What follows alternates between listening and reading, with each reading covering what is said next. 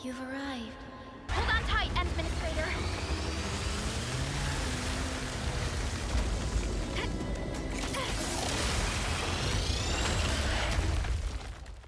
Hi, my name is Sky. Let's get started. This video is different from my normal videos because Griffline has chosen me to be an Endfield Industries creator for their ongoing beta test. This is a video to the developers and the beta test team for choosing me to play their game. In this video, we will cover a lot of ground around Arknight Endfield, so tune in to find out if this game is for you. Do you know that this game is massive in regards to its inspirations and homages? There's something for everyone with this game. So let's start there. You were born to do this.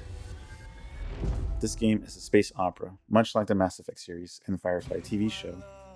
A broad stroke overview of the plot is a company reaching beyond the known system to form colonies, specifically Talos 2, and discovering the planet's mysteries. So in effect, we are colonizers. Quick spoiler for the Firefly TV show and its follow-up movie, Serenity. The crew go beyond the astronomical barrier of Ravagers to enter the world of Miranda. We see a few shots of this world, and I can't help but see this match the same energy of Arknights' world of Talos 2. There's just this mix of post-apocalyptic and space future tech that, when done right, feels right. Another more recent example of this world is the world of Death Stranding.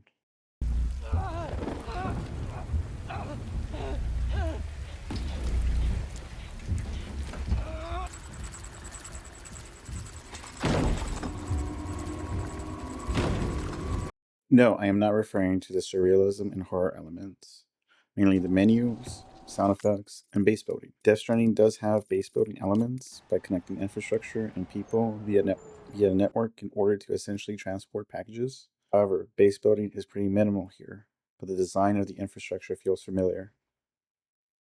Now that we are in the world of Kojima, I have to bring up Metal Gear Solid. Maybe this is the new standard for user interfaces in games, but the menus, sound effects, and the way the story is told remind me of Metal Gear Solid, remind me of Metal Gear Solid Portable Ops, Peace Walker, and The Phantom Pain. The only thing missing is getting notifications by Donna Burke. One of the many facets of Endfield is the base building elements. I would bring up Factorio, but I've never played that game and cannot give any notes for it. So as a beginner, I am immediately hooked with this aspect of the game. The UI is vibrant and intuitive. On top of that, the game offers very detailed guides on how everything is connected. It also helps that the game doesn't throw everything in your face all at once, and instead slowly introduces you to certain base building mechanics as you progress through the story. What's the catch? What's the hook? What's the gacha? It's time to talk about animes, JRPGs, and gachas. I would say this game goes beyond the concept of a JRPG due to its base building gameplay. So as a whole, I don't think it is fair to compare this game to others as they offer fundamentally different experiences. But the elements that are the same, we can make some comparisons. I can't say too much about the story for now, but it has kept me interested and engaged. The characters aren't completely one-dimensional, like in animes. There is this aura of mysticism and mystery. Once the base building started to pick up, I kept getting distracted by that, and I would often forget where I was in the story. The gameplay honestly deserves its own breakdown video. I like how they incorporated elemental reactions, quick party combos, and stylistic cinematic ultimate abilities. Regarding the new player experience, I am a Destiny 2 veteran with 3,400 hours logged. So for those who do not know what that means, is that I fully understand what not to do to benefit the new player and their experience. D2 serves as an example for the lowest standard a company can reach in providing a new player experience, just below Path of Exile. And Arknights Endfield is by far one of the highest, if not the apex. Endfield offers various tutorials, highlighting, and guidance that helps aid a new player understand mechanics, gameplay, and menus in a seamless fashion. On the topic of menus, any seasoned gacha player or RPG player understands the pain of trying out a new game and having to learn where everything is at. Endfield's menu and systems are slowly introduced to the player in the starter area, that correlates with the progression of the main quest.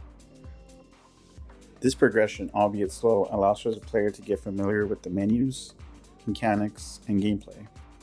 As a seasoned Hoyoverse player, I feel Arknights Endfield is a competitor in the new player experience and the UI interface. Starting with the gacha. For newer players, gacha is short for gachapon in Japan, a capsule vending machine.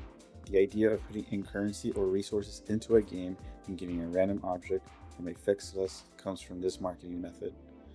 This term and the design predates the concept of loot boxes. In a gacha game, you obtain an in-game currency which can be exchanged for a chance to obtain a character. This is often referred to as pulling for a unit. Pulls are done through banners. Banners have units at varying rarity, the rates for each rarity and pull, and the forgiveness parameter if you were unable to obtain the unit after so many tries. This is more commonly known as pity. There are two kinds of pity, hard and soft. Soft pity is often a hidden metric, but serves to give a bump in the rate after so many tries. Hard pity is the definitive limit where the game gives you the unit you are pulling for. There's often a featured banner where a unit is weighted higher than the rest of the units of that same rarity, typically at 50%. So hitting hard pity and not getting the featured unit is called losing a 50-50. Endfield's gacha system is called headhunting. Currently there is only the beginner banner and the featured banner. The featured banner is called LTO, which I think is short for limited time operator. There are 4, 5, and 6-star rarities. 5-star rarities are guaranteed every 10 pulls. 6-star rarities are guaranteed every 80 pulls. 6 stars have an increased chance at 65 pulls with a 5% bonus. The rates for a 6-star pull is at 0.8%. This means that a featured unit has a 0.4% chance of getting pulled. This game, however, does offer a new twist to its system. The 120th pull will drop the featured unit no matter what. It only happens one per banner cycle. This guarantee does not carry over. There's nothing that talks about the current counter carrying over to the next banner, because that is something that often happens. So let's say you're at 55 pity and you want to get the next featured banner. So what people usually do is they just wait for the next banner, and if they hit hard pity, they only have to reach the 80 to get a chance at a 6-star for the next banner. It's not clear, however, if that counter carries over. What is clear is that if you absolutely want a featured character, you will need to save 120 pulls for the next banner.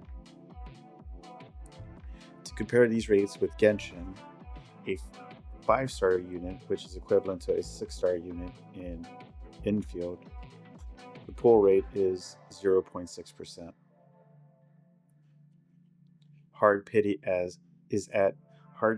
Genshin Impact is at 90, and there's speculation as to the soft pity being around 70 to 75. Arknight Endfield's gacha systems feels a bit more fair than Genshin's because you have that 120th guaranteed. So let's say you're playing Genshin and you hit hard pity. That means you have to spend 180 pulls in order to get the character and unit that you want if you fail to get it in the first 90. So if you lose your 50-50 on the first go and you hit hard pity the second time just because you have really bad luck, you're 180 pulls down the drain. Whereas in Arknights Endfield, you lose the 50-50 at hard pity 80, and you just only need to pull 40 more to get the unit that you want. However, in order to do one pull in Arknights Endfield, you need 500 Oral Barrel, which is the currency in-game currency that you need to obtain to perform a pull. Whereas in Genshin Impact, that is valued at 160. After playing the game for some time, quests and side quests provide the most amount of this currency, but doing explorations provides a lot less. Than there's something to be desired there, and I think that is something that they need to fix. They need to increase the amount of the currency that we get through exploration, because the exploration in this game is very, very fun, and it's easy to get lost in the sauce there, but it just doesn't feel as gratifying after you've gone through the pull system. Like, the exploration on its own is really fun, but it felt like I was taken aback because the amount of effort that I put in for exploration and getting everything in, the outcome of it was not as significant as I would like for it to be. If I were to give a solid suggestion, if they could reduce the pull to 360 as opposed to 500, then that would be enormously beneficial. I know that they're giving us the 120 pull guaranteed, but in order for this to feel satisfying, 360 seems fair. One thing not mentioned is the weapon system and the weapon banner. Typically, as I said before, there's 3 banners. There's the standard, limited, and weapon banner. In this case, they've eliminated the weapon banner entirely through a different currency. That currency is called Arsenal Exchange. So when you do the normal pulls on characters, you obtain this currency. You go to a different store, and there's different ways for you to acquire weapons. I think it's pretty unique because it gives you the opportunity to do 10 pulls on 3 different type banners, or you can focus it on one specific weapon or various other kinds of weapons of varying rarity. Going through I don't have exact numbers around this as to what the values are, because this seems like a very new system, but it felt right. It felt good. Like, I didn't feel cheated. It does take a bit of the currency to get it. I think it's 2 to 1. So in order to get enough currency to do a 10 pull, I think you need to do 30 pulls on a character banner. In all my pulls so far, I think it's around 120 to 150 pulls. I've gotten 3 6-stars and 3 6-star characters and 4 6-star weapons. So to close off this video, and why you should try out Arknights Endfield, if you're a new player, this game offers great in-game guides, a safe gacha system for a beginner gacha player, whether it's the pity system or the balance between gameplay and base building. If you're a seasoned gacha player, the pity system is fair, it's a fresh take on combat, and even more refreshing style and ambiance. For everyone else, voice acting is great. There are multiple actors with varying accents, and not the typical anime girl voice, even though that there is 1 or 2 characters with those voices. Aside from that, the music is great and the visuals are great.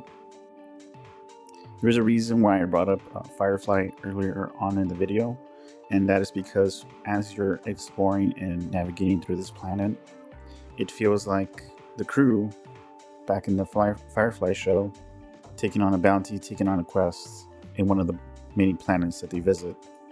If you like this video, don't subscribe. Actually, leave a comment down below. I'd rather get that feedback via comment as opposed to an actual subscription.